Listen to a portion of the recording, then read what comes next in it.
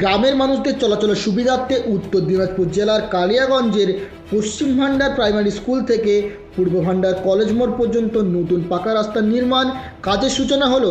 শুক্রবার দুপুরে ভান্ডার প্রাইমারি স্কুলের সামনে রাস্তার কাজের সূচনা হয়। উপস্থিত ছিলেন পঞ্চায়েত সমিতির সভাপতি বাপ্পা সরকার, পুরপ্রধান রামনিবাস সাহা, জেলা পরিষদের 2 কর্মাধ্যক্ষ নিতাই বৈশ্য এবং লতা দেব শর্মা, পঞ্চায়েত সমিতির সদস্য সোমদত্তা বর্মন, বিশিষ্ট সমাজসেবী পিনাকি বর্মন প্রমুখ।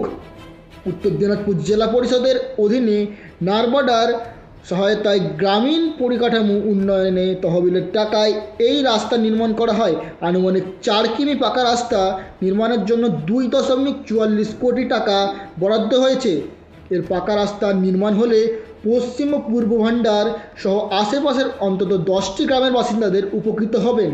এটা আমাদের উত্তর দিনাজপুরের কালিয়াগঞ্জ ব্লক এবং শহর লাগোয়া একটা আমাদের পঞ্চায়েত, ভান্ডার পঞ্চায়েত, এবং শহরের খুব কাছে পূর্ব ভান্ডার ও পশ্চিম ভান্ডারের সংযোগকারী একটা রাস্তা, যেটা রাস্তা 3.5 কিলোমিটার দীর্ঘ।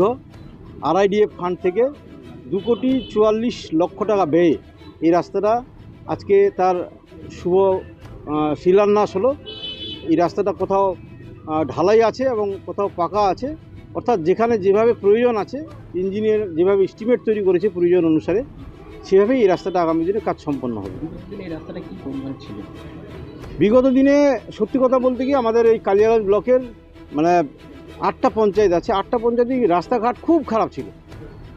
এই লোকসভার পরে এবং আগে পরবর্তীকালে পথশ্রী ফেজ 3-তে আমাদের কালিয়াগঞ্জ ব্লকের সমস্ত রাস্তাই প্রায় আমরা করে ফেলতে পেরেছি। এই রাস্তাটা বাকি ছিল, খুব খারাপ ছিল। ভান্ডার শুধু এই রাস্তাটা নয়, আশেপাশের অনেক রাস্তা খুব খারাপ ছিল, অথচ খুব শহরের কাছে আমাদের এই গ্রামগুলো। এই রাস্তাটা শহরের সাথে মূল যোগাযোগ করে একটা রাস্তা।